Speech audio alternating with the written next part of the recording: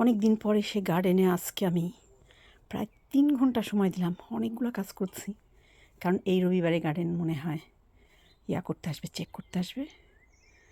যাই হোক, এতে দিয়েছি হচ্ছে কি পালং শাক, এতে ডাঁটা শাক দিচ্ছি, ওই কর্নারটায় লাল শাক দিচ্ছি। আর এই তো আঙ্গুর গাছে প্রচুর আঙ্গুর আসছে মাশাআল্লাহ। এই যে লেবু গাছ আছে, এখানেও একটা আঙ্গুর গাছ আছে।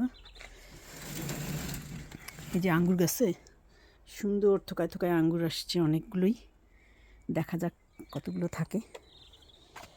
আর এখানে ওই দূরে 4টা লাউ গাছ ঘরে হয়েছিল, এনে লাগিয়েছি, কিন্তু লাগাবার পরে দিন এসে পানি দিচ্ছি, তারপরে আবার 2 দিন আসি নাই।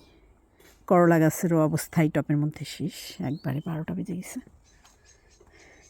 আর এই জায়গাটা একেবারে আগাছা দিয়ে ভরে গিয়েছিল, পুরোটুকু আগাছা খালি করছি।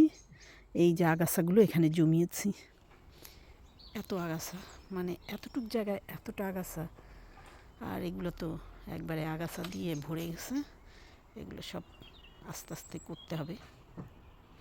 ঝড়ে শেড ভেঙে পড়ে শেডের টিন উড়ে নিচে পড়ে গেছে। এই তো ছিল আজকের আপডেট।